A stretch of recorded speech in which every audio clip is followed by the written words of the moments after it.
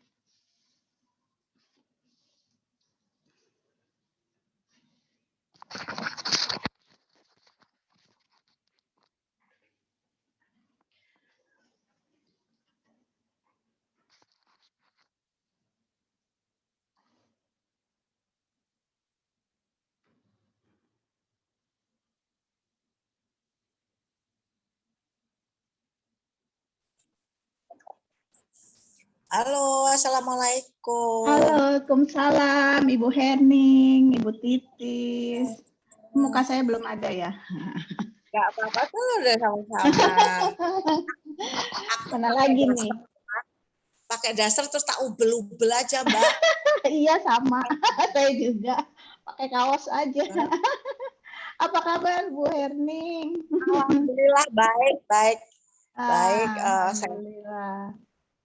Sehat ya? Aku tuh suka ngintip itu loh di Instagramnya Mbak. Aduh, bagus-bagus foto-foto.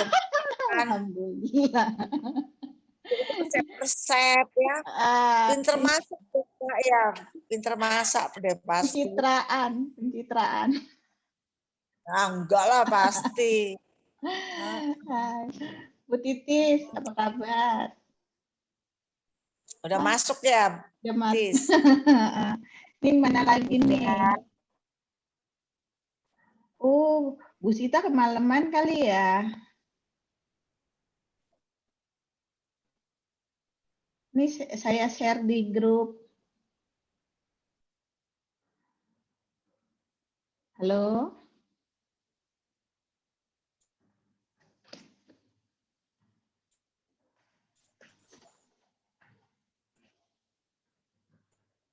Putus Timur ya. berarti 2 jam ya. Jadi dia jam 10. Jam 10.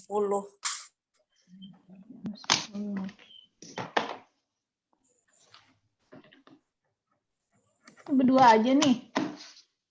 Mana lagi nih yang lain? Aku ada Mbak Nisi. Mbak Mbak Titis. Nisi. Assalamualaikum Mbak Iya. Erning. Ya. Waalaikumsalam. Alhamdulillah. Apa kabar? Alhamdulillah Bu Titi? sehat. Semangat. Saya panggil Semangat. yang lain ya. Boleh, boleh. Yang lain siapa tahu lupa atau Tadi Sita nunggu-nunggu. Iya. Tidur ketiduran. Mbak Herning tiap hari masih ngantor, Mbak? enggak.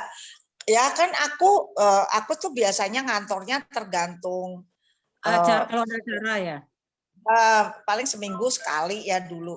Nah, yang tanggal 3 itu langsung dia batalin. Yang kemarin hari Sabtu. Dia mungkin takut juga. Kita juga nggak bisa nahan juga. Kita juga takut ya. Terus yang hari-hari ini itu dia nggak mau batal tapi dia mau akad nikah aja 30 tamu kan peraturan yang baru 30 tamu doang. Iya. Udah 30 tamu, bayangin tuh gedung Segambreng itu cuma 30. Iya. Ya, kayak kita kemarin ya. Itu kan yang kecil. Tapi kan itu gedung di itu semua. Kalau kemarin kan kita cuma sepotong aja kecil, tapi ya udah yang penting dia akad nikah aja dulu gitu. Terus yang tanggal 9 ada 3 acara batal karena juga aku sih udah deh daripada aku juga takut ya. Terus yang diundang belum tentu datang juga loh sekarang. Iya takut. Oh iya.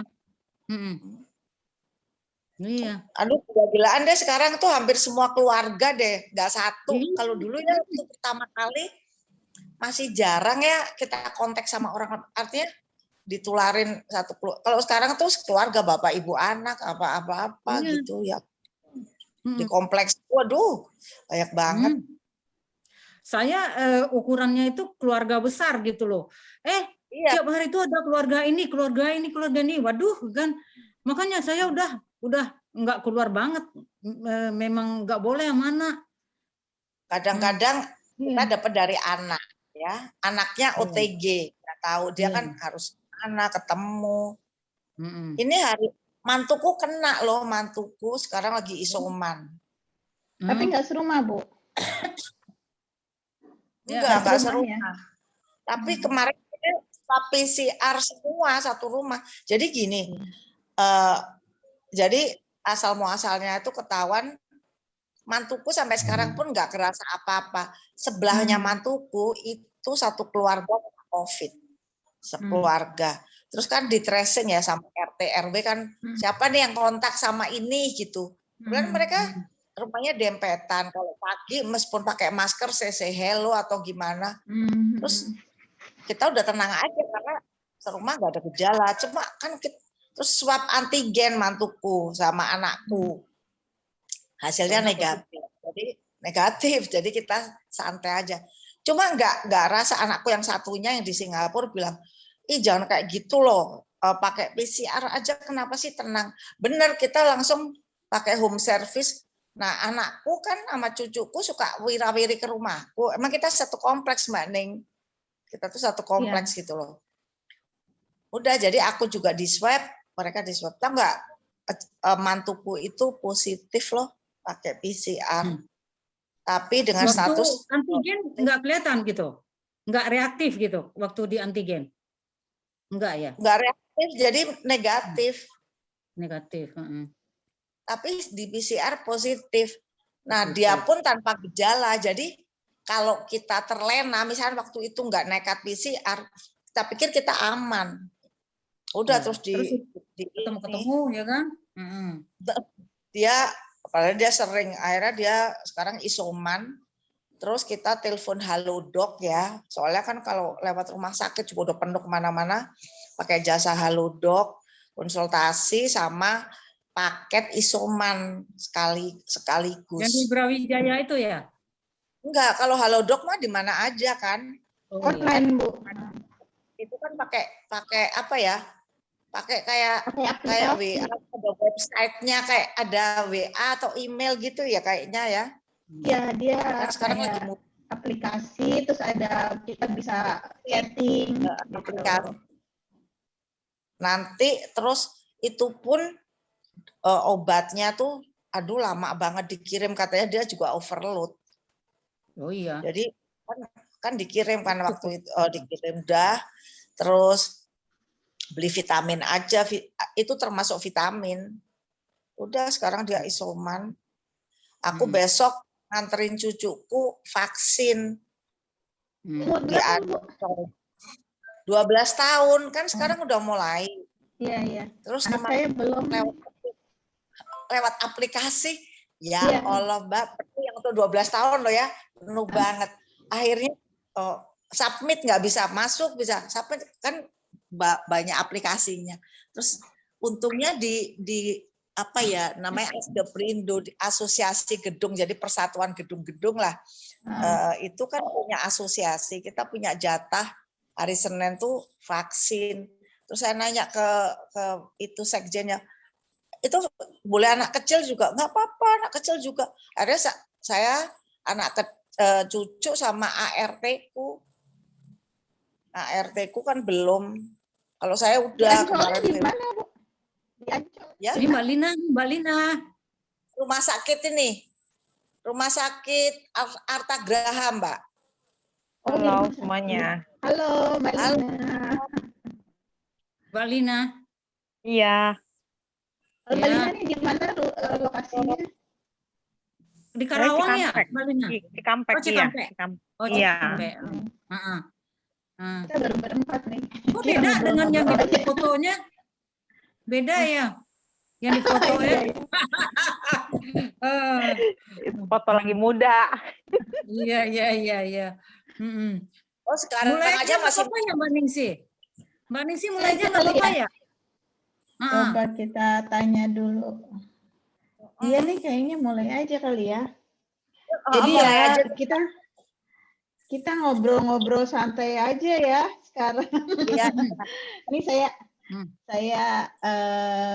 kan kemarin kan kita udah nyobain belajar komposisi. Ya. Kenapa saya awalnya dari komposisi? Karena gini, saya nggak mulai dari teori-teori yang kalau kita pegang kamera tuh ada yang awalnya tuh ada namanya teori segitiga exposure. Nah itu tuh basic banget. Jadi semua fotografer itu mesti tahu segitiga exposure itu apa. Cuma kita nggak mulai dari situ. Kita mulainya dari kita belajar komposisi. Kenapa begitu? Karena teman-teman di sini rata-rata pegangnya kan handphone. Handphone, jadi tidak mengatur-atur settingan segitiga exposure itu seperti apa. Tapi nanti kalau misalnya udah oke deh, kita lanjut ke situ ke teori fotonya supaya kita bisa lebih meningkat lagi kualitas foto kita itu akan saya ajarin juga. Kenapa? Oh ya udah, oke. Udah tadi. Oke. Ini kayaknya ke internet saya nggak stabil ya. Nggak apa-apa, ntar diulang. Nggak? Sekarang diulang ya. Sekarang dengar. Oke. Sekarang dengar ya. Jadi kalau kita ngambil foto itu pertama mau pakai kamera bagus atau mau pakai handphone, yang utama adalah komposisinya. komposisinya gimana, kita mesti ya kita mesti perhatiin gitu. Jadi kita nanti ke depannya kalau kita ngelihat mau moto itu nggak asal cetrek aja gitu. Apa yang kita lihat itu pada saat di kamera asal cetrek aja, belum tentu nanti sama ininya, ekspektasinya kita mau, seperti mata kita memandang, ternyata hasilnya enggak.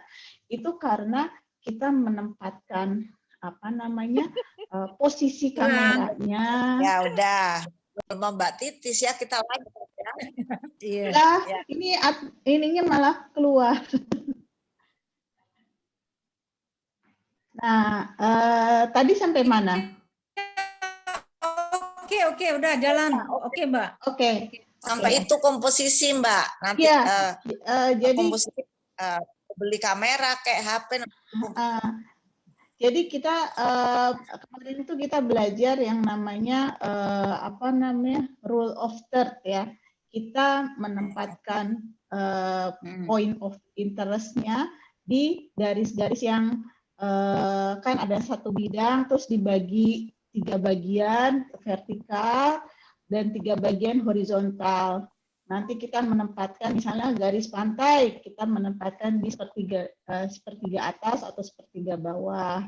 Atau kita menaruh point of interest-nya itu di titik-titik pertemuan. Nah, gitu. Itu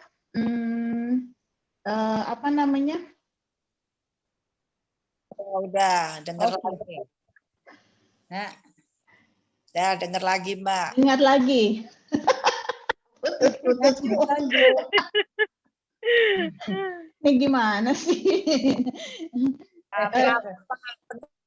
Jadi sebenarnya yang namanya teori ini putus lagi nih kayaknya. Halo, putus nggak?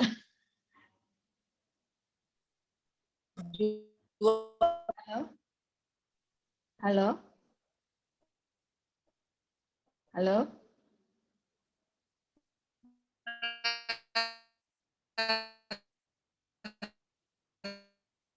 Itu, tapi Iya. depannya lancar. Kalau kita tambah sampai akhir dan semangat 45. Iya. Nah, udah lagi nggak? Parah nih, parah. Oke, jadi gini. Yang teori komposisi itu kan sebenarnya sebagai alat bantu kita. Gitu gimana sampai ada yang ini mendingan komposisi rule of third, atau yang kemarin sempat ini objeknya ada di tengah. Itu kan sebenarnya dari hasil orang. Halo? Ya, dengar, Mbak, dengar. Soalnya saya tidak. Guru ngomong, jadi saya ngedengerin. Nyimak. Jadi itu kalau kita melihat, jadi orang pada gambar ya, apakah menggambar atau apakah foto gitu ya.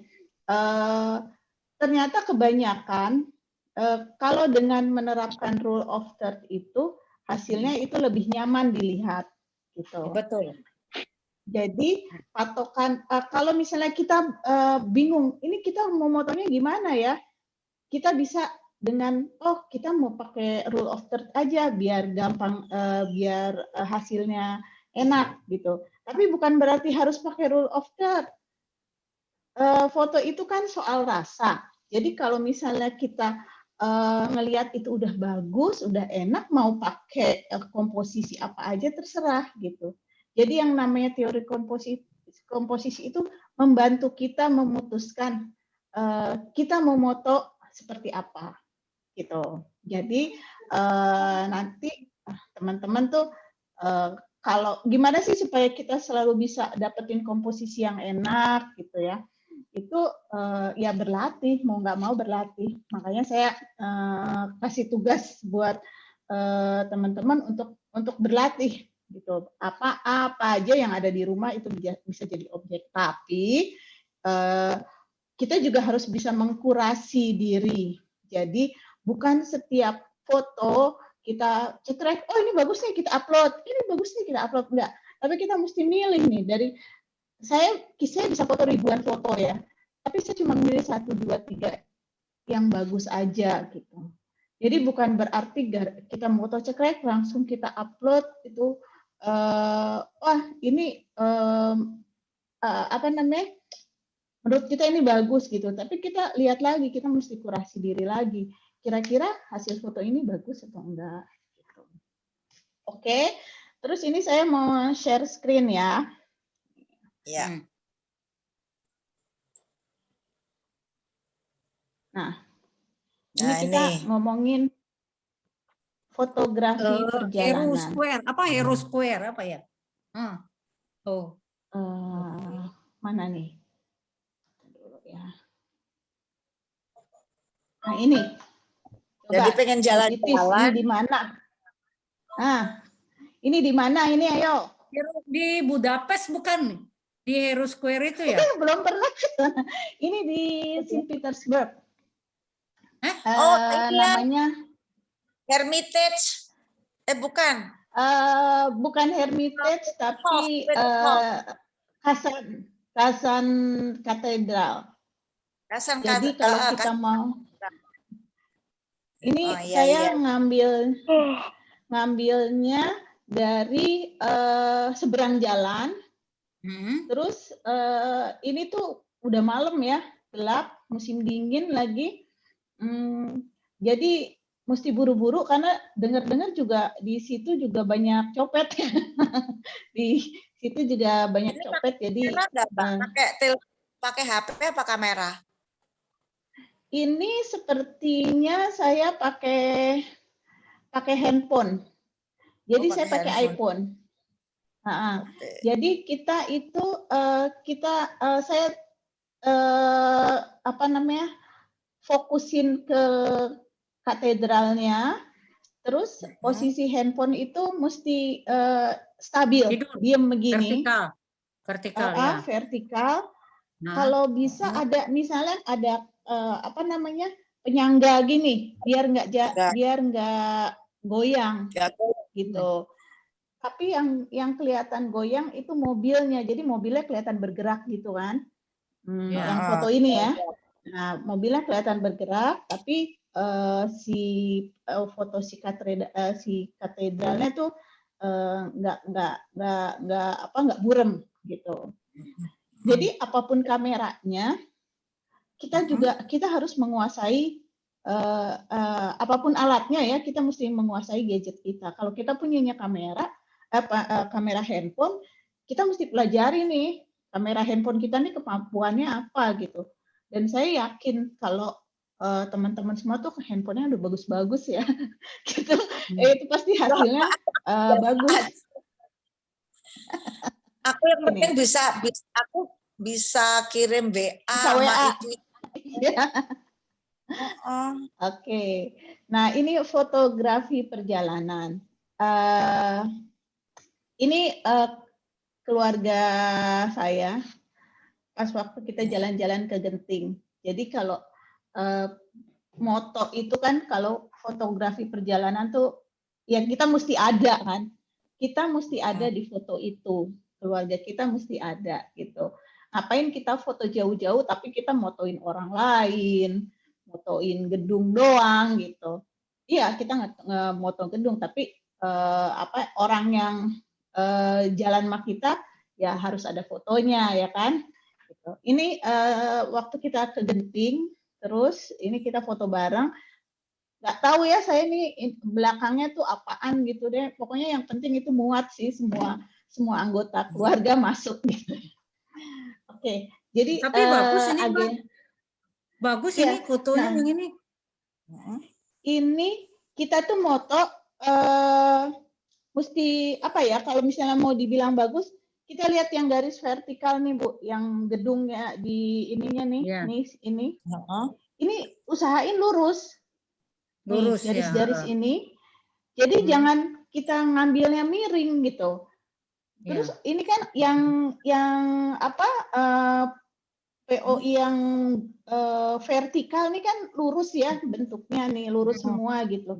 Nah, diusahakan seperti itu gitu. Jadi ini memang fotonya kelihatan biasa aja. Tapi kita juga gimana ngambilnya supaya hasilnya bagus. Terus kita ngambilnya juga lurus ke ke orang ke subjek foto kita Sejajar gitu. dengan tinggi orangnya ya. Mbak, Gitu. Biar orangnya bisa proporsional, nggak kelihatan jangkung atau kelihatan pendek. Kameranya Pendek, tuh setinggi apa ya? Sebenarnya HP kita setinggi apa?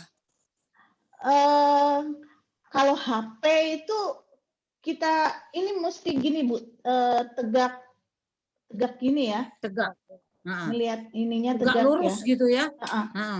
Kalau kadang-kadang orang moto kan begini ya, kadangnya posisi gini gitu.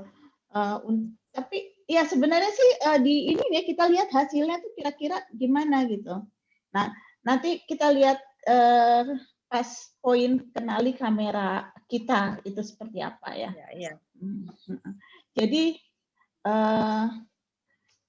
namanya fotografi perjalanan itu apa? Jadi fotografi perjalanan adalah cabang fotografi yang melibatkan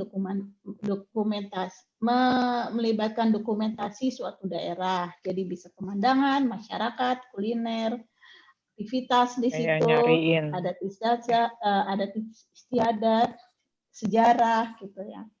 Ini saya lihat definisinya secara umum ya.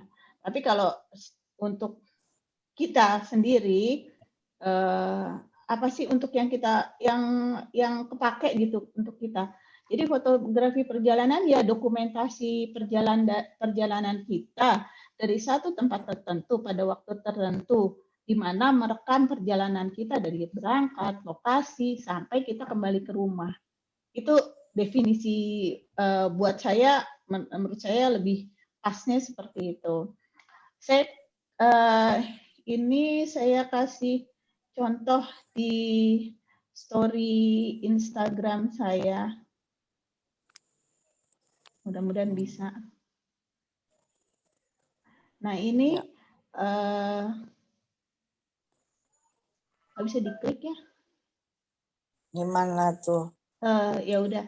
Nanti gini aja, bisa lihat di story Instagram saya.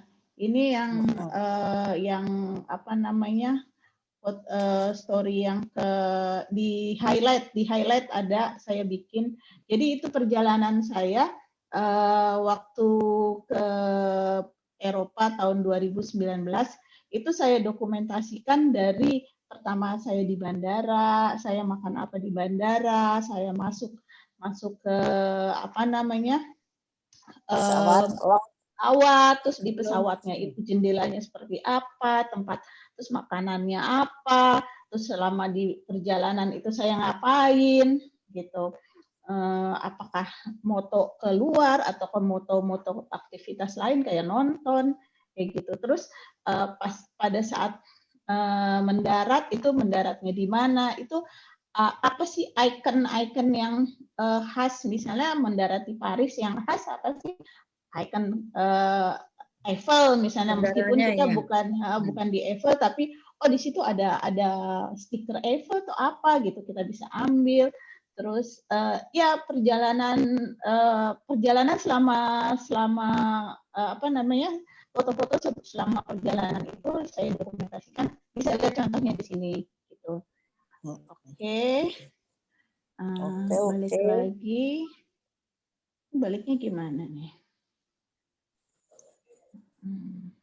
Apalagi aku ya kali kalau Zoom meeting bingung. Nah, ini udah balik. Gitu. Nah, jadi kita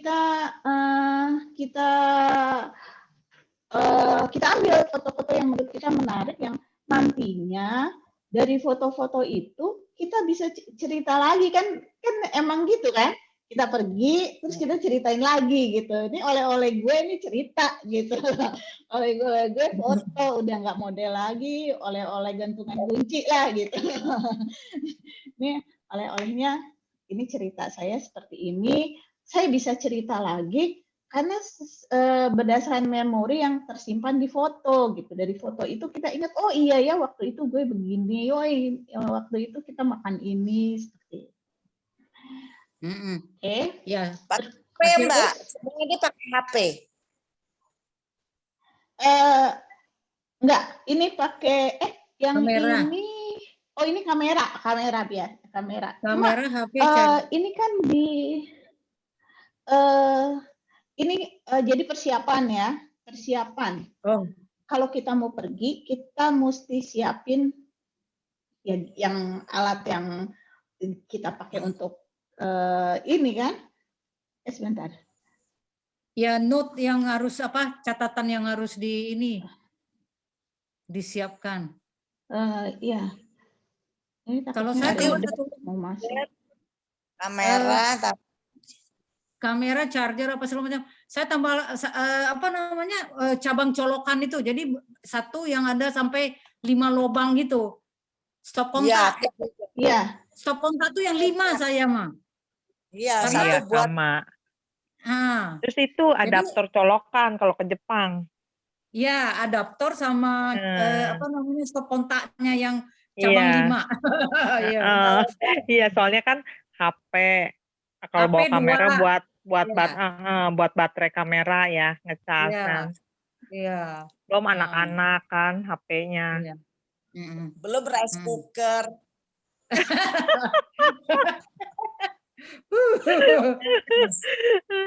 Perut Indonesia ya, harus ada nasi. Ya, Mbak Ningsih. Ya. Bu, bentar ya. Ini kok nutup. Ininya PowerPoint-nya hilang. Nah. Tenang aja, Bu Ning.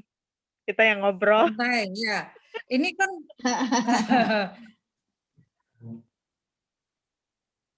kalau saya yang kemarin itu ke Eropa Timur memang berdua sama anak aja gitu. Jadi nggak bawa rice cooker, Mbak Ning. Tinggal cari restoran India atau Turki yang halal gitu kan? Cari yang halal ya. Ya. Iya.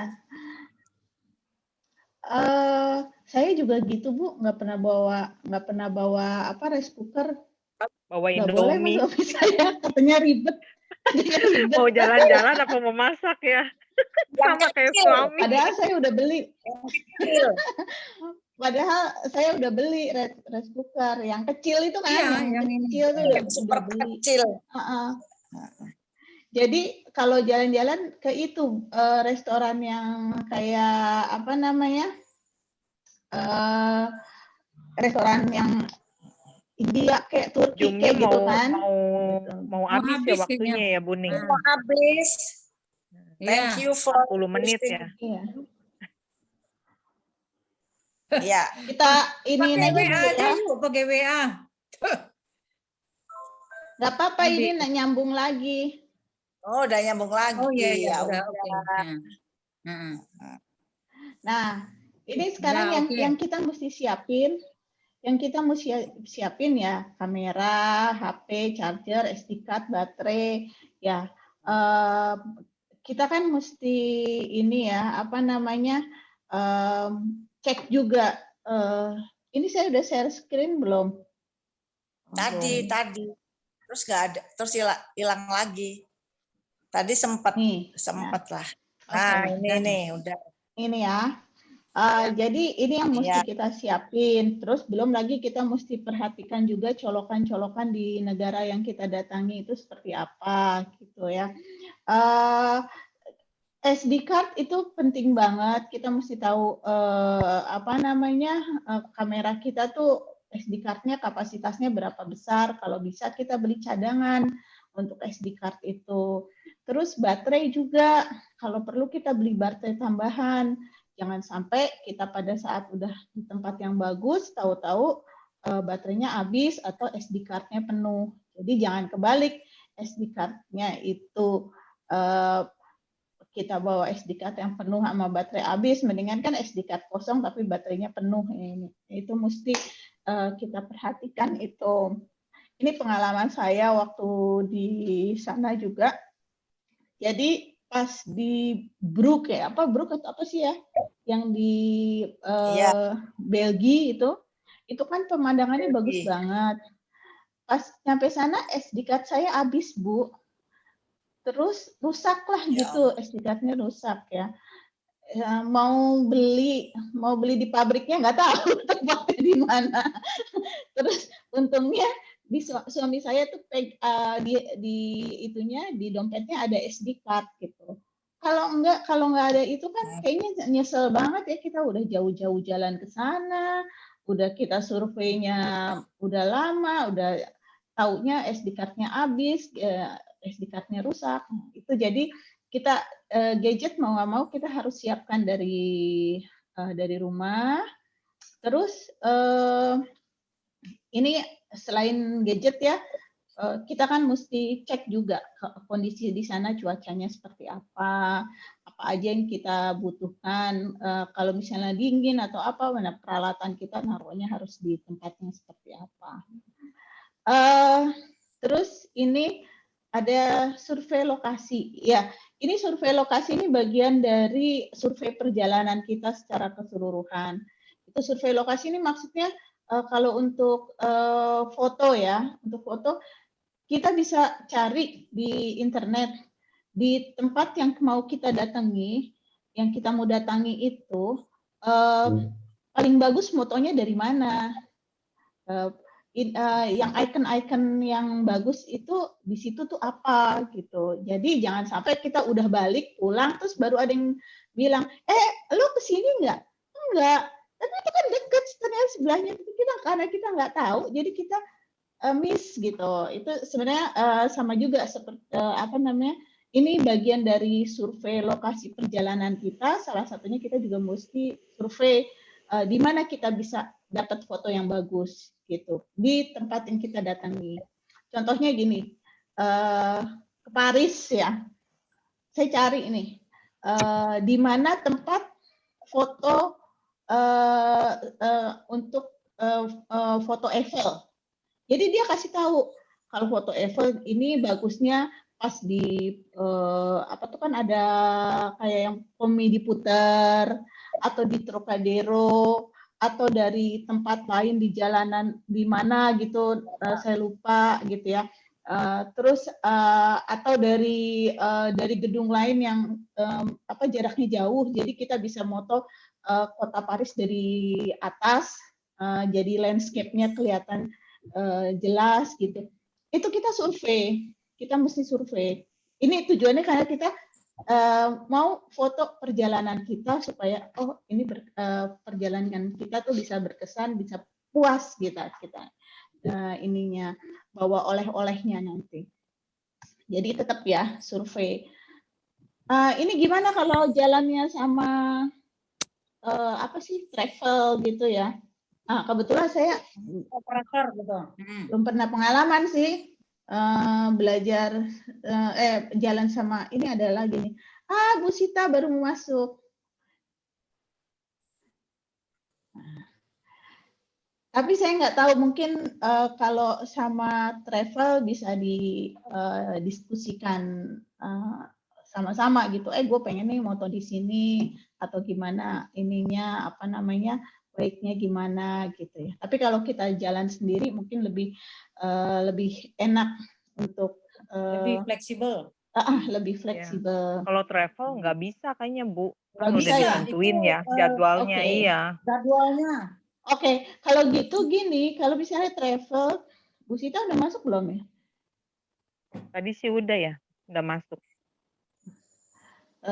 Kalau ini, kalau travel udah kasih tahu jadwalnya, kita mau ke sini. Nah, lokasi yang dia kasih tahu, kita survei untuk lokasi itu gitu. Jadi, Gitu ya. jadi di tempat mana Kita sih? duduk manis saja Bu. Kecuali kalau mau duduk manis. Ya, kan udah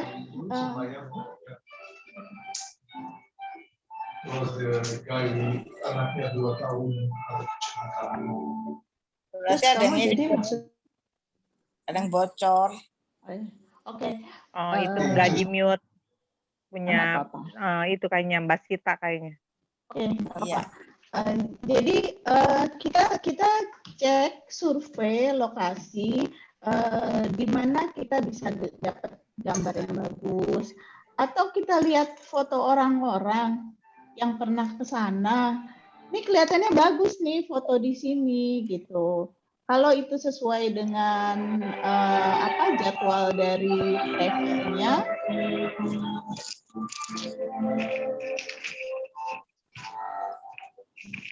Kayaknya bisa di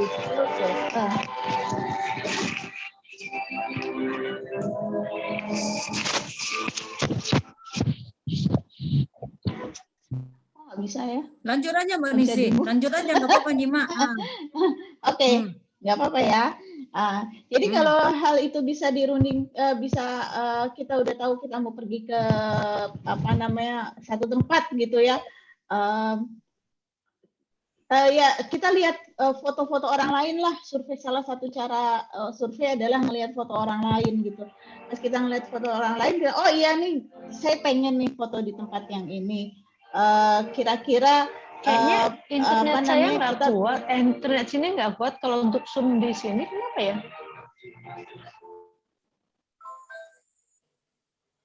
Ini udah lanjut aja Mbak. Lanjut aja nggak apa-apa, jelas kok. Nggak apa-apa ya. Tadi sampai mana? Ya survei apa namanya pengen foto di titik itu, ya. Foto orang. Ya kita mau foto kayak di Danau Danube itu kan. Nah titiknya di sini gitu. Ya.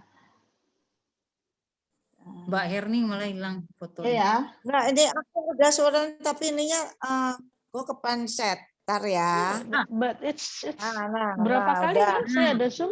Oke. Nah, kenali kameramu. Kameranya ditutup aja kalau berat.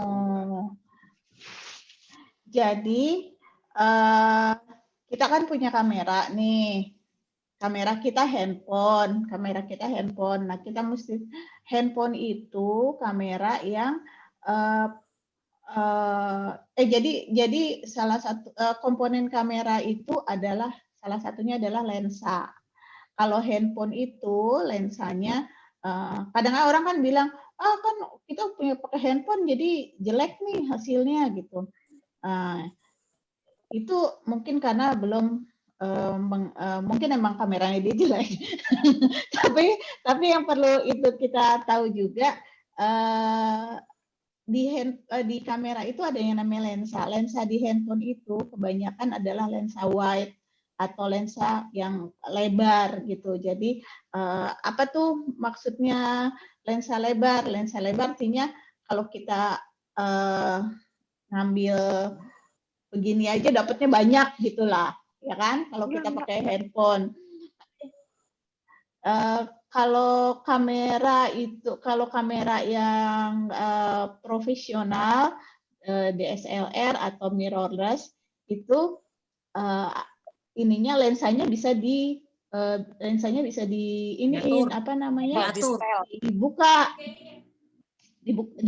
Jadi lensa kamera itu ada dua. Ada yang namanya lensa zoom, ada yang namanya prime lens. Zoom itu kita bisa atur-atur. Jadi misalnya lensa 55 250 mm. Itu artinya kita bisa atur dari 55 sampai 250 mm. Ada yang namanya lensa prime, itu lensa yang fix, yang tidak bisa kita atur. Itu ada dua nih. Kalau yang kemarin kan pada bingung tuh, mirrorless apa sih bedanya sama DSLR? Jadi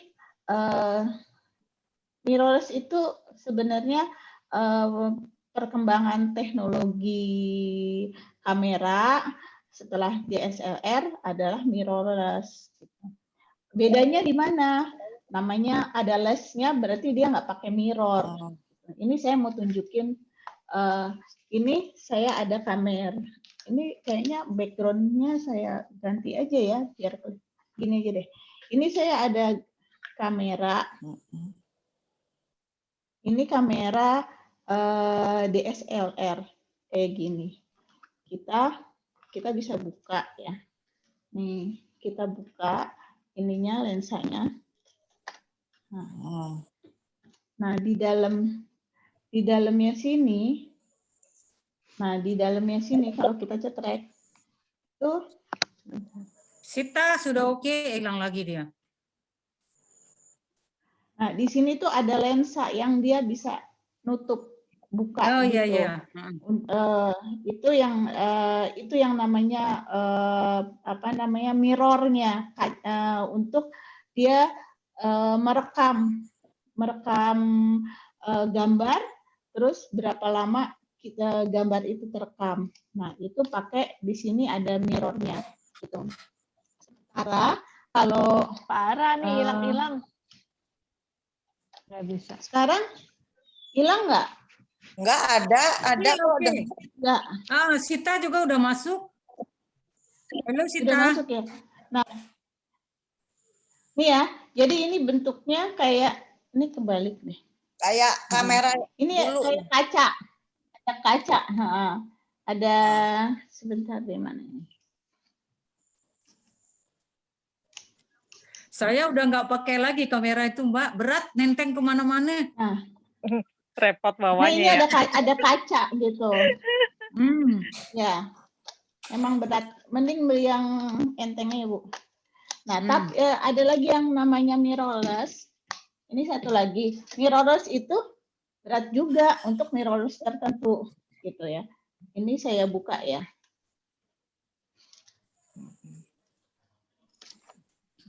Nah, di sini dia itu bentuknya bukan mirror tapi kayak tirai. Nah, lihat nggak? Dia kayak tirai bambu gitu.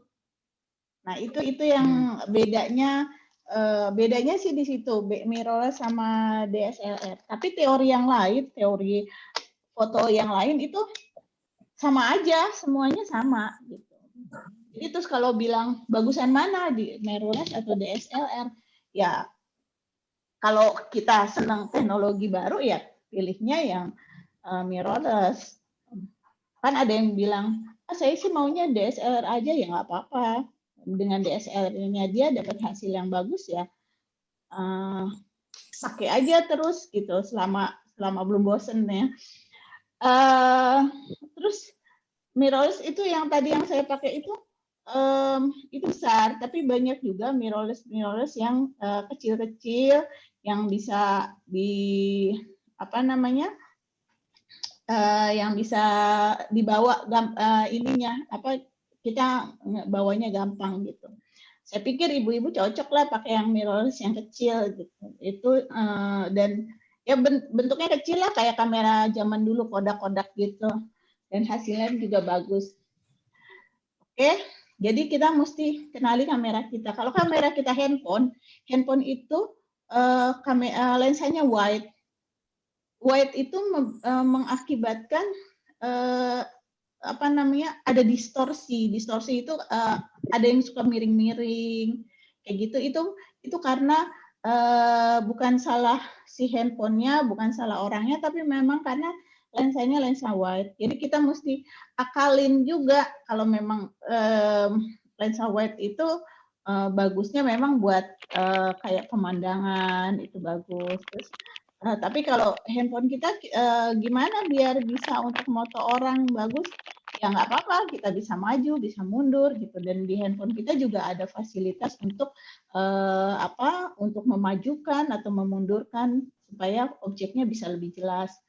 Cuma kalau di handphone itu kalau kita gedein gitu ya, itu sebenarnya memperkecil ininya apa sih istilahnya objek-objek yang nggak penting. Enggak, secara kualitas sih sama aja, jadi pecah gitu gambarnya. Tapi makin kesini kan handphone makin bagus, jadi ya ada ininya lah, ada plus minusnya lah. Terus apa bedanya kalau sekarang pakai handphone sama kamera? Jadi handphone sama kamera itu bedanya di sensornya. Kalau sensor kamera, setiap kamera itu punya sensor-sensornya yang sensor masing-masing, dan handphone itu biasanya sensornya kecil gitu. Kenali kameramu, jadi tolong pelajari kamera kita tuh seperti apa. Gitu. Coba nanti lebih detailnya kalau kita mungkin bisa bahas lagi.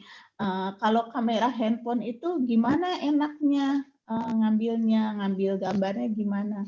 Itu nanti kita bisa, kalau misalnya masih mau, kita bisa bahas lagi.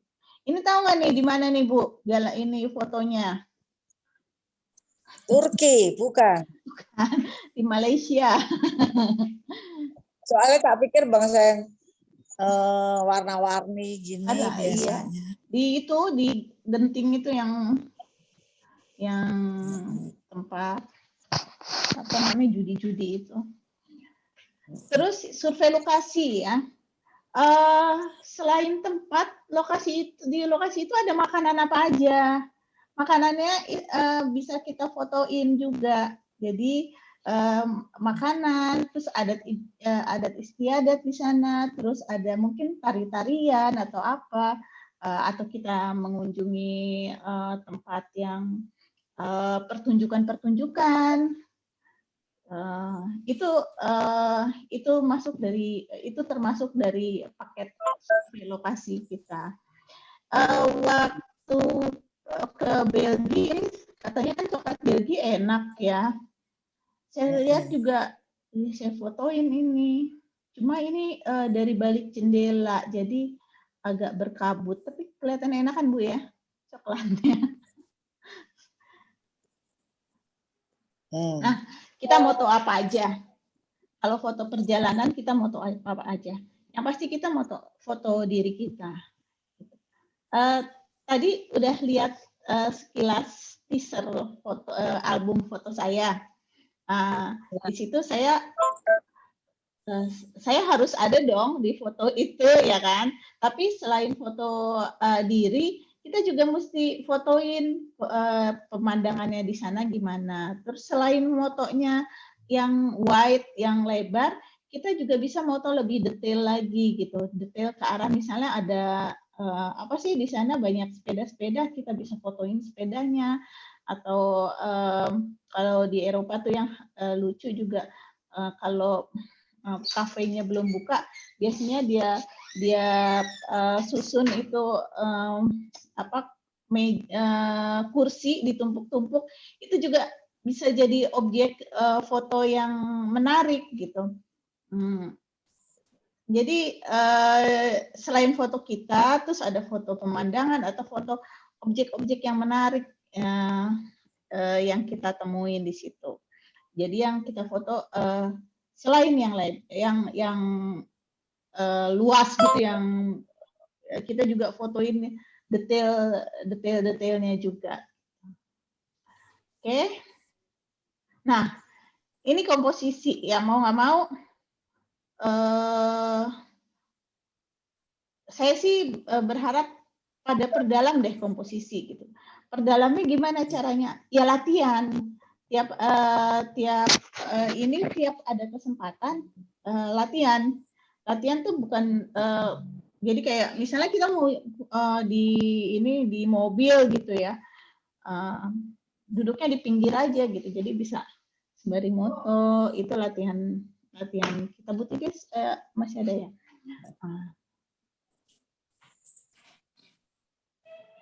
Masih. Itu masih. Salah satu cara latihan kita ya, kalau nggak di rumah atau di jalan, itu tetap kita latihan. Lalu ini perlu diomongin sekarang nggak nih? Kalau yang namanya segitiga exposure, ini cukup boleh ya. Coba bentar. Jadi di foto ini kebetulan nggak ada ininya. Bentar ya Bu ya. Ya.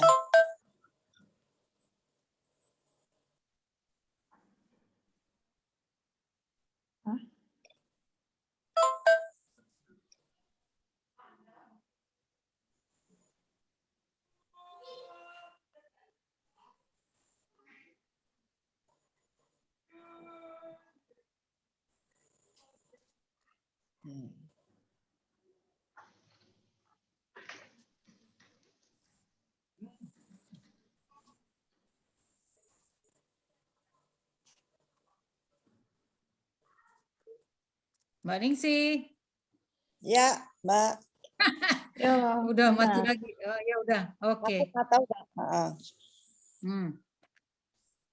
Ini ya, saya sharing ini.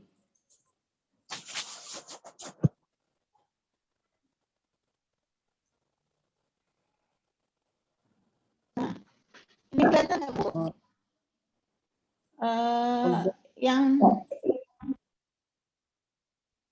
Yang saya share kelihatan nggak?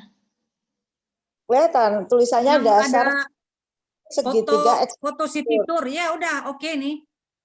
fitur. Dasar Ini. fotografi segitiga exposure. Oke, bentar ya Bu, saya ini.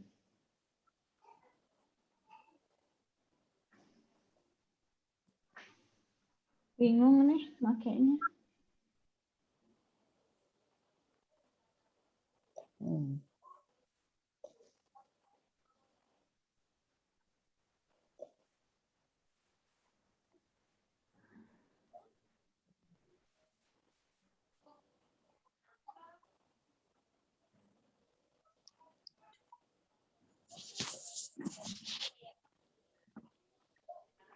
Ini saya bingung balikinnya.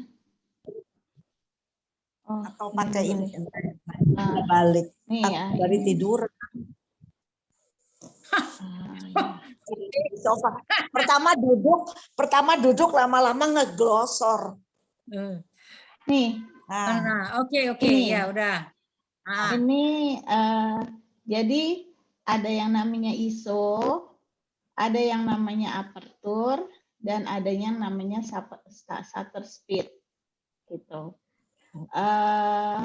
Ini ketiga komponen ini harus seimbang supaya menghasilkan foto yang dengan pencahayaan yang bagus, dengan fotonya yang jelas. Itu biasanya kita harus pahami dulu segitiga exposure. Aperture itu apa? Aperture ini bukaan lensa. Jadi semakin ini kan ada tulisannya f per 2,8. Artinya f1 per 2,8. Terus f1 per 4. Artinya yang f2,8 itu lebih besar bukaannya daripada f per 4 gitu. Ya kan? Jadi kayak 1 per 4 sama di sini 1 per 22 kan gedean yang 1 per 4 ya. Nah ini semakin ke kanan ke sini itu bukaannya semakin kecil. Jadi pengaruhnya di mana? Pengaruhnya adalah semakin besar di pembukaan, cahaya yang masuk itu semakin besar. Gitu. Jadi semakin kecil cahaya yang masuk jadi kecil. Kapan kita atur cahaya ini bisa mau kecil atau mau besar? Itu tergantung kita maunya hasilnya seperti apa gitu. Umumnya yang normal biasanya di f 5,6. Kita biasa pakai di f 5,6. Terus kalau kita mau moto pemandangan di mana setiap gambarnya mesti jelas, itu kita pakai f yang angkanya besar. Yang angkanya besar ini ada f/16 atau f/22. Kenapa kita bukan pakai yang f2,8? Kalau pakai f yang 2,8 itu biasanya misalnya ada kita moto subjek kita di sini gitu ya, di posisi di sini. Nah posisi di belakangnya dia tuh udah blur. Makanya nih orang-orang tuh gimana sih supaya blur gitu ya? Itu ngaturnya di sini di aperture. Kita mau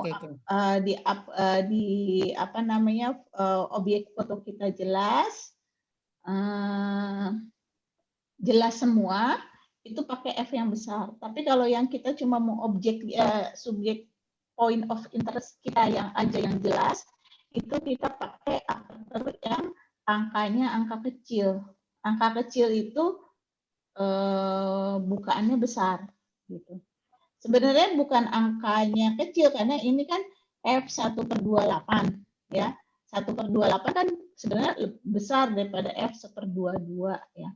Tapi kalau kita udah ke dunia fotografi, mereka tuh bilangnya F2.8 itu kecil gitu.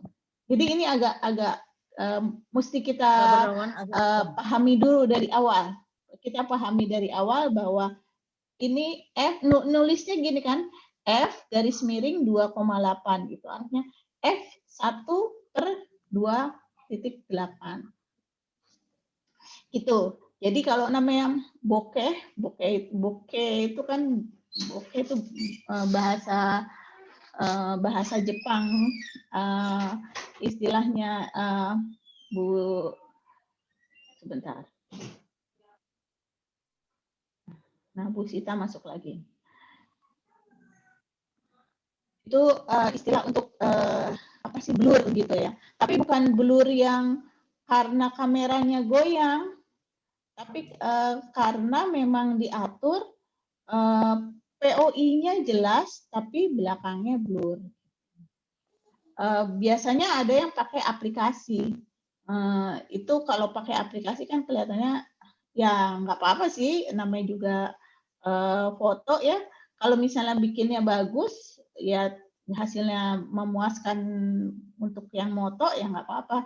Cuma kita kalau mau belajar fotografi, kita nggak usah campurin dulu sama aplikasi editing. Ya. Itu aplikasi. Nanti kalau kita udah paham, mau kita diedit lagi dengan aplikasi editing nggak apa-apa. Gitu. Cuma jadinya jelek ya kalau misalnya yang belakangnya sebenarnya nggak blur tapi dibikin blur, terus jadinya objek yang lain kena editan blurnya jadi kurang natural. Ini aperture. Oke, udah jelas? Tunggu Mbak Ningsih, tanya. Jadi kalau saya nanya yang aperture yang f1/2.8 dengan yang paling ujung ya, yang kecil titiknya tuh yang ini fungsinya apa, yang tempat kursor Mbak Ningsih ini fungsinya makin kecil dia bukaan kameranya, itu artinya kita mau apa gitu. Kalau ini kan cahaya tadi yang mau masuk, sedikit cahaya masuk lebih sedikit. Nah, selain tadi selain tadi masalah kalau pakai yang F22 ini, F/22 ini lebih jelas untuk landscape, atau kita mau foto di F22 untuk gambar orang-orang, itu nggak apa-apa. Yang utamanya lagi, kalau kita moto di tempat yang gelap, tempatnya gelap, itu pakai F yang ini, F dengan angka kecil ini, F/28 ini. Kita supaya cahaya yang masuk itu lebih lebih banyak dibanding pakai F/22 gitu. Nah, jelas ya? Atau perlu saya ulang lagi? Kalau misalnya Mbak Ningsih, jadi misalnya kita nih pakai yang F22 ya, kita moto orang banyak gitu kan. Nah, itu artinya kita bisa menangkap orang banyak ini cahaya yang cukup, dan tapi tidak bisa istilahnya kalau mau blur di belakangnya udah nggak bisa gitu ya. Artinya seperti itu ya. Dibandingkan kalau kita pakai. Jadi artinya gini,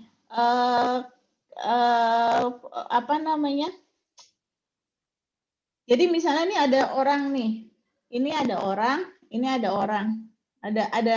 ada orang yang jaraknya berbeda dengan dengan si kameranya.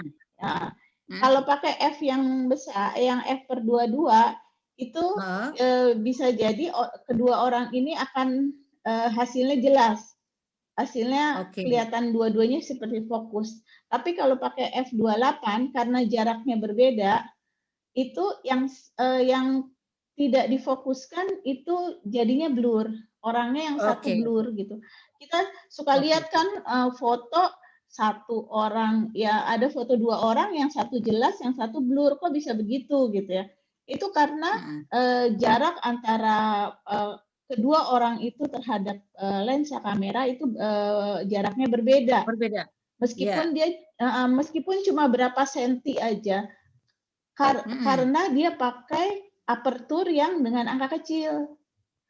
Nah, kalau dia pakai aperture yang angka besar, itu dua-duanya bisa fokus, gitu. Dan kalau kita pakai malam-malam atau pakai sore yang lampunya redup atau cahayanya kurang, itu kita pakai untuk membantu supaya banyak cahaya yang masuk, kita pakai bukaan atau aperture yang ini dengan angka kecil, artinya dengan aperture yang besar. Gitu.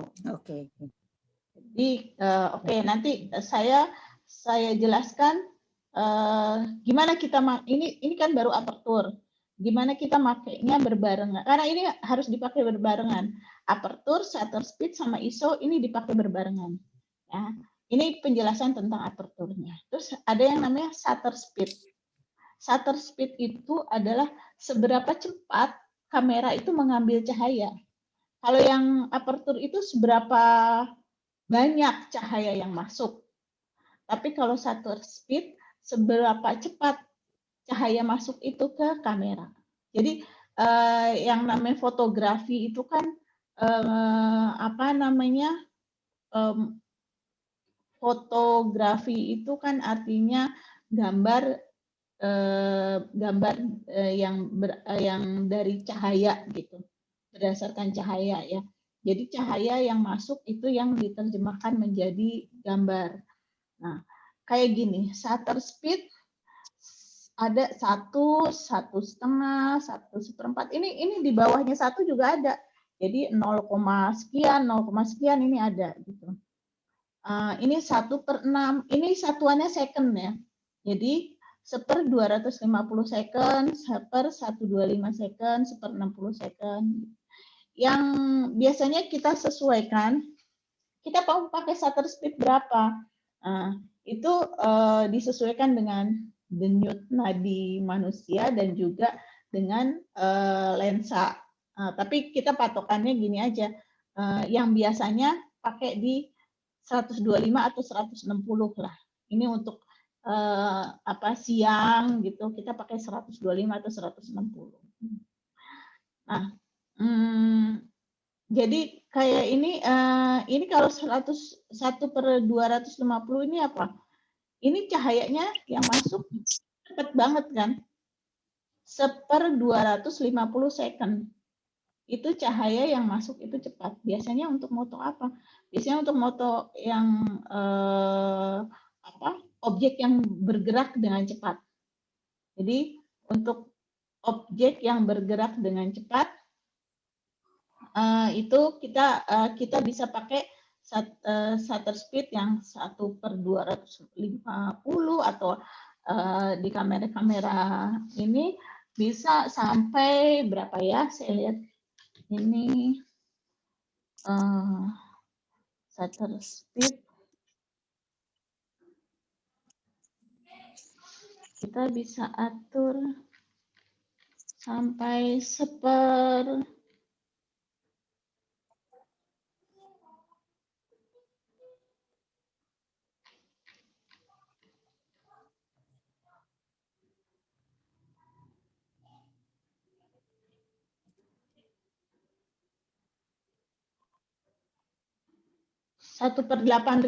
second. Artinya yang bergerak cepat kita bisa merekam dengan 1/8 di kamera saya ya 1/8000 second.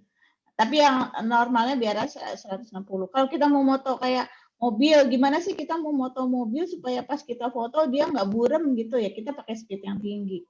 Nah, yang speed rendah ini apa? Nah, speed rendah tetap ada fungsinya gitu. Jadi kayak kita mau moto malam-malam, terus kita mau cahaya yang masuk kan banyak, ya kan? Kita cahaya masuk banyak, pertama kita bisa pakai aperture yang kecil. Kedua, shutter speed kita bisa kita bisa lebih lambat lagi gitu. Artinya kalau satu ini kan 1 second. Jadi dia itu kameranya itu ngambil cahaya sebanyak 1 second gitu. Gimana nanti kan bisa goyang gitu kan? Ininya kan kita mesti diem selama 1 second. Ya ada yang bisa diem 1 second, tapi ada yang udah kita mesti pakai tripod atau kita ada penyangganya gitu supaya kamera kita nggak goyang. Jadi tantangannya kalau shutter speednya rendah itu kemungkinan besar kameranya goyang. Tapi dengan demikian kalau tempatnya gelap kita bisa ngambil cahaya banyak dan itu nanti gambarnya bisa lebih jelas. Begitu. Kalau di kamera saya shutter speed yang paling rendah itu dia bisa sampai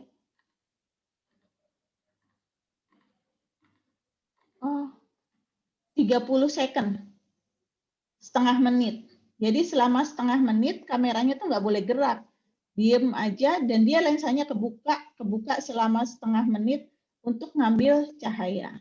Terus ada lagi yang selain itu di kamera-kamera sekarang ada apa ini juga namanya bulb.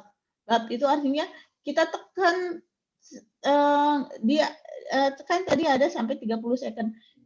Dia mau sampai 1 menit, 2 menit kita tekan aja itu bulbnya bisa ngambil cahaya banyak. Jadi kalau kita mau ke ini nih, mau ke Rusia, mau moto aurora. Nah, itu pakai yang shutter speed-nya rendah supaya kan sering tuh ada orang nyampe sana terus wah gue nggak bisa nih moto pakai handphone, ternyata beda nih apa yang kita lihat sama yang di handphone ternyata beda gitu. Nah, karena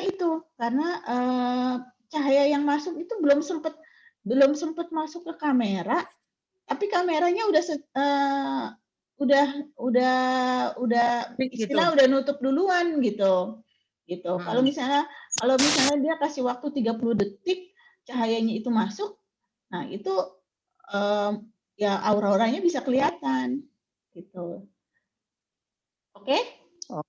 Jadi tadi kita ngomongin si aperture ini ya adalah besaran bukaan lensa. Shutter speed itu seberapa cepat lensa itu terbuka. Nah, gitu. Nah, Oke. Nah, terus ini ada yang namanya ISO. ISO itu apa ya? Sensitivitas dari kamera. Jadi dia tuh semakin angkanya besar, hasil gambarnya jadi grainy. Grainy itu banyak titik-titiknya gitu. Tapi dia nangkap cahayanya lebih banyak. Jadi di sini kita mau mengorbankan apa? Apakah kita mau gambar kita titik-titik tapi cahaya yang masuk banyak, atau kita mau udah deh pakai ISO yang 200 misalnya gitu. Tapi nggak bisa dapat ininya hasilnya ternyata nggak bagus gitu karena cahayanya kurang. Nah, dari situ pentingnya ini ada namanya segitiga exposure ini. Jadi kita menyeimbangkan ketiganya. Kita menyeimbangkan si ISO, aperture, dan shutter speed. Gitu. Di titik mana kalau misalnya kita mau di 200, ISO 200. Misalnya gini, malam-malam nih. Malam-malam kita mau moto yang tadi tuh foto saya yang malam-malam tadi itu. Coba saya lihat ya ininya apa namanya? Tadi. Gimana kita mau moto si Kasan Katedral itu malam-malam, cahaya yang masuknya banyak, tapi tetap jelas, gitu. Tetap tidak ada titik-titiknya, gitu. Tidak terlalu banyak grainy-nya, gitu. Nah, itu kita bisa pakai di ISO 200 atau 400. Terus supaya diambilnya banyak, supaya yang kita ambil bidangnya banyak dan jelas, itu kita bisa pakai apertur yang kecil, gitu. Apertur kecil kan jadinya cahayanya dikit, gitu ya. Oh iya, tapi kita seimbangkan dengan shutter speed-nya, kita bikin lebih lambat, gitu. Tapi nanti gambarnya blur karena kita goyang. Nah, kalau kita goyang, kita mesti stabilkan kamera kita tidak bergerak dan ini apa namanya? Kita bisa pakai tripod atau ada penyangga-penyangga lain sehingga kamera kita nggak gerak. Gitu. Itu kalau kita moto malam. Kalau kita mau moto siang biasa lah, foto ini ya jam-jam 10, jam berapa, kita bisa pakai misalnya kita pakai ISO 100 yang paling kecil. Itu gambar kita bagus ya. Terus kita pakai kita mau ini nih foto yang biasa aja nih. Kita bisa pakai di f5,6. Nah, shutter speed-nya tergantung cahaya matahari. Ya, tergantung nih cahaya mataharinya seberapa banyak sekarang, gitu. Kalau cahaya mataharinya tidak terlalu terang, kita bisa pakai di 160, tapi kadang-kadang kalau terang banget kita bisa pakai di 1/500 gitu. Nah ini kita mesti bikin ketiganya ini jadi seimbang gitu. Sekarang gini, kalau kita mau moto malam, kita pakai ISO yang gede aja deh, 6500, 6400 bisa ambil itu. Terus kita pakai misalnya gini, kita nggak punya tripod atau apa gitu, kita pakai bisa ISO yang besar, terus shutter speed-nya kita bikin 1/30 atau 1/60. Lalu aperturnya kita bikin dengan angka yang kecil, supaya kan utamanya supaya cahaya yang masuknya banyak gitu. Dengan ISO 6400. Tapi ada di sini ini semua kita yang memutuskan karena semuanya ada konsekuensinya. Kita mau ngambil ISO rendah atau mau ambil ISO tinggi, disesuaikan dengan aperturnya, itu resikonya apa, atau kita mau pakai shutter speed-nya disesuaikan dengan shutter speed yang biasa atau rendah atau tinggi, itu semua ada resiko-resikonya. Ini yang harus kita pahami kalau kita udah mau pakai kamera yang kamera yang bukan handphone.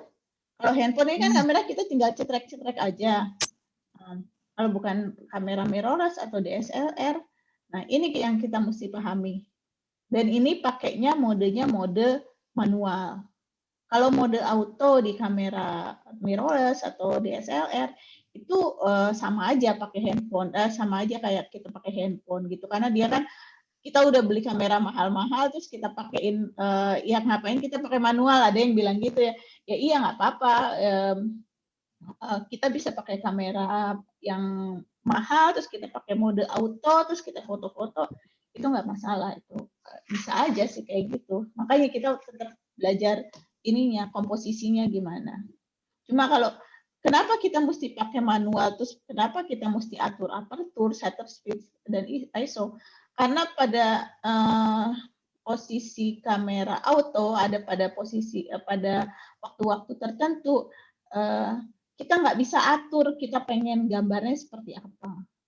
Kalau yang ini, kalau kita dengan mode manual dan kita seimbangkan antara ISO, shutter speed, dan apertur, itu kita bisa atur kita pengen foto seperti apa, gitu.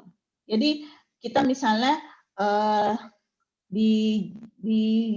lagi di jalan Semanggi deh di ini di gedung apa yang paling tinggi itu di Semanggi.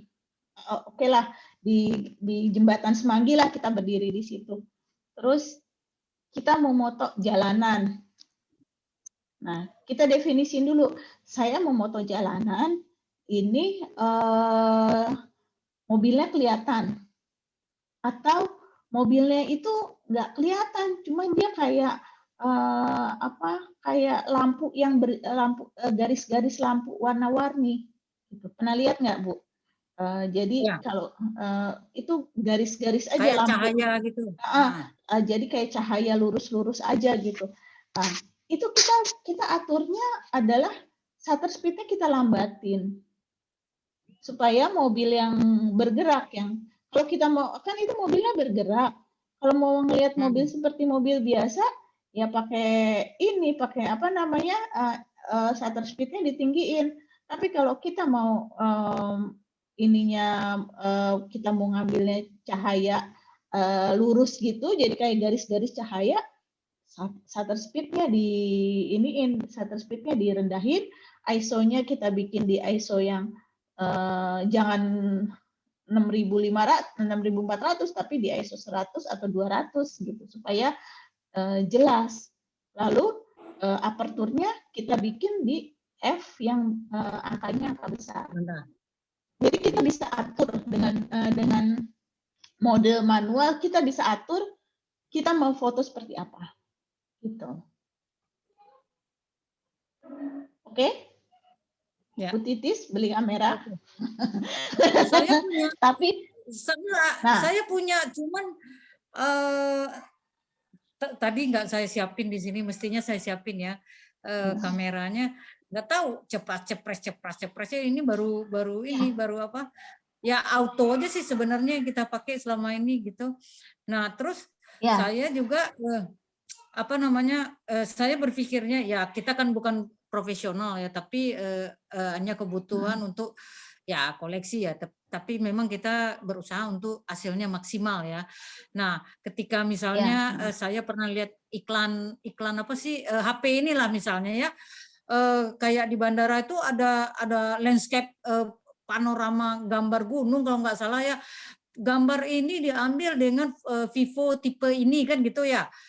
Sampai saya perhatiin juga ada beberapa traveler waktu itu foto bagus-bagus gitu, sampai orang nanya-nanya waktu itu di BI atau di grup mana saya lupa, Mas pakai HP apa ini katanya gitu kan. Oh enggak, saya pakai kamera aja Mas yang tipe ini, misalnya TV iPhone kah atau Vivo kah atau ya lah macam sebanyak macam kamera itu kan. Nah sebenarnya dengan kamera sebenarnya enough lah kalau menurut saya ya. Compare tuh kita kalau misalnya traveling bawa yang ini ya, yang kayak Ibu DSLR itu ya kan,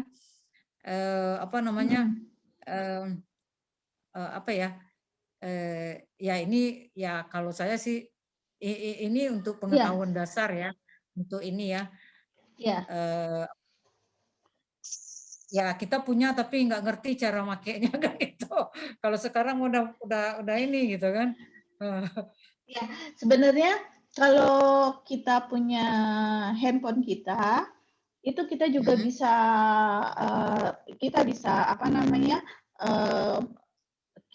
bisa install apps kamera untuk kita belajar manual. Jadi yang belum punya kamera bukan kamera handphone gitu ya, DSLR atau mirrorless, itu kita bisa belajar yang masalah aperture, shutter speed, ISO ini dengan aplikasi aplikasi kamera di mana kita kalau moto kita bisa atur ininya segitiga exposure-nya itu. Gitu. Yang kemarin itu ada aplikasi DSLR itu ya. Ya, ada aplikasinya. Jadi bisa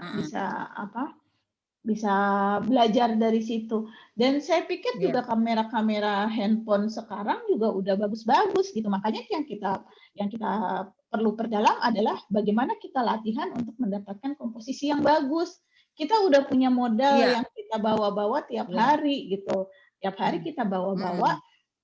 jangan gue maunya asal aja, jangan gitu. Jadi kita udah mulai iniin apa namanya, kita sudah mulai pikirkan gimana dengan modal kita punya kamera handphone yang harganya bisa 10 juta lah, di atas 10 juta gitu, atau 2 juta sekalipun gitu ya. Kamera saya dulu apa namanya, Samsung itu murah gitu, tapi hasilnya karena kita oh ya udah kita pakai komposisinya yang enak gitu, meskipun secara mungkin secara kualitas fotonya ini terlalu apa namanya, blur atau gimana, atau bukan blur sih, maksudnya sensitivitasnya nggak bagus, nggak tinggi gitu, karena kameranya juga handphone murah, tapi dari segi komposisi kita bisa belajar gitu, kita bisa belajar dari situ.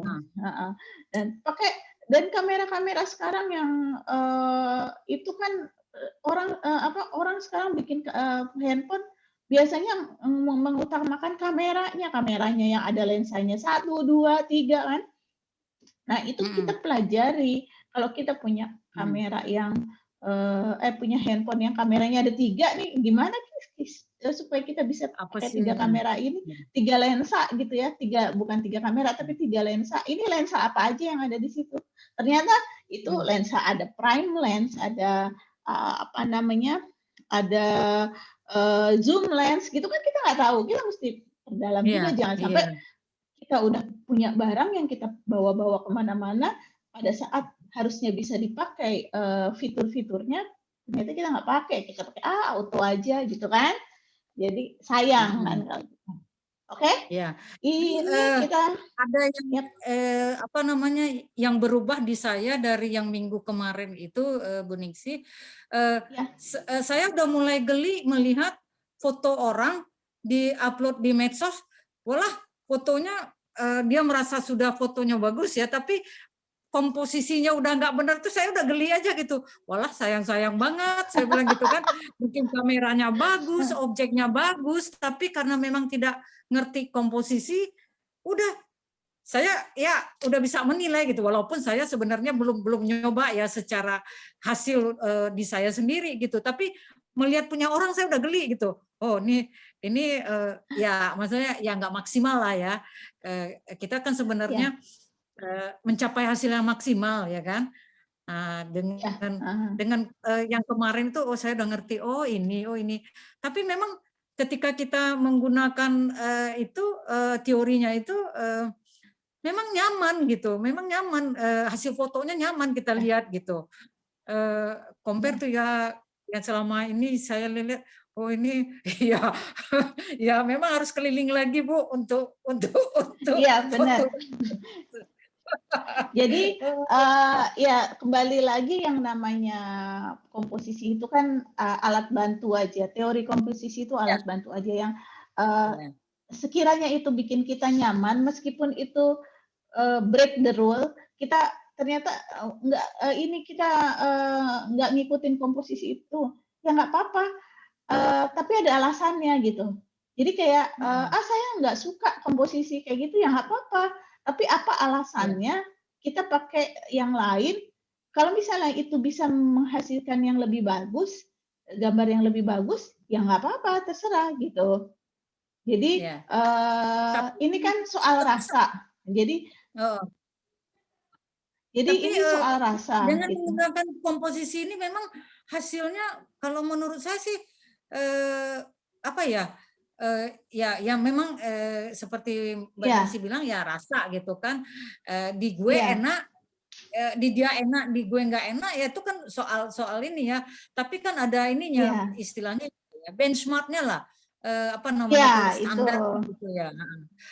Artinya jadi standar memang, itu standar itu ketika orang melihat, kalau kita sudah mengikuti, kalau menurut saya ya, atau sudah menggunakan secara istilahnya teori yang menjadi benchmark orang ya kan. Nah, ketika orang melihat foto itu, 10 orang yang melihat foto itu, 10 orang tuh bilang bagus gitu loh. Iya. Itu yang itu yang memang maksud. Ya.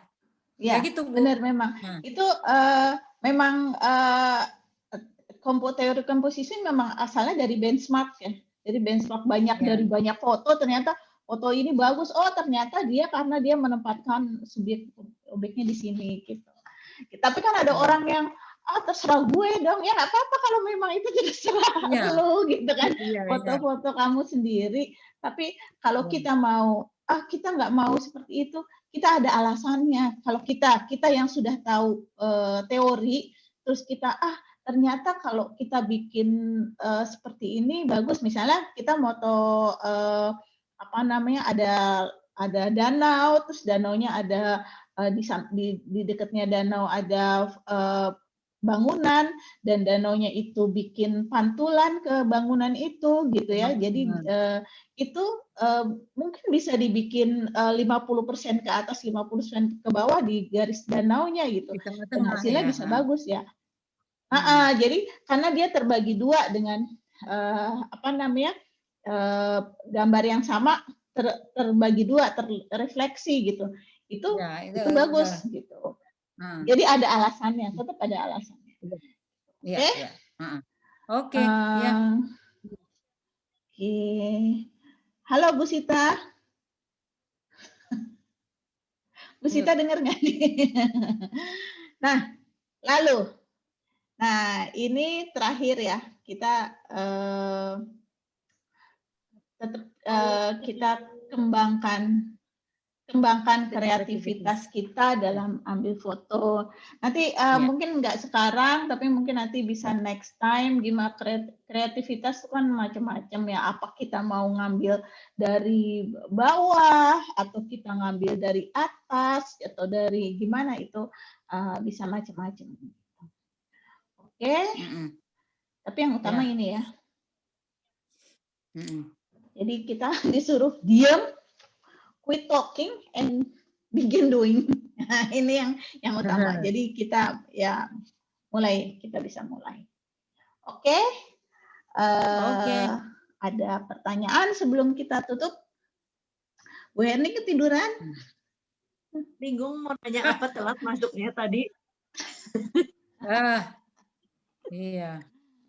Oke. Ada rekaman ya udah kalau katanya gitu. Bu Nining. Ya, katanya ini aku lihatnya ada recording. Is it yang dari Bu Nining yang record atau aku sih yang record? Aku yang record. Coba nanti nanti saya share ini. Kalau ada ya? Ini ada kok stop share. Iya, nanti kita. Ya soalnya kan tadi telat banget tadi masuknya. Ya. Udah malam lagi ya di sana ya? Udah 11:30. Oh. Oke. Nanti saya ini share itu link untuk recordnya. Oke. Di mana? Di IG, Buning. Makasih banyak. Di ini aja, di grup kita aja. Oh, di WA ya? Di WA aja. Karena kalau di IG kapan-kapan bisa lihat. Oh gitu. Di grup foto aja dulu nanti bisa. Soalnya saya nggak tahu nih linknya seberapa besar ini. Saya cek dulu ya. Oke. Bu Sita, Bu Titis, Bu Lina, sama Bu Herni, selamat malam. Terima kasih, Bu Ning. Semoga bermanfaat. Terima kasih. Assalamualaikum. Waalaikumsalam. Yang terakhir tadi lamat-lamat soalnya aku udah ngantuk. Ayo. Mbak Ning. Ya. Yuk. Oi, salam sama Bapak sama-sama ganteng kita namanya. Mbak Ning, salam sama Bapak ganteng ya.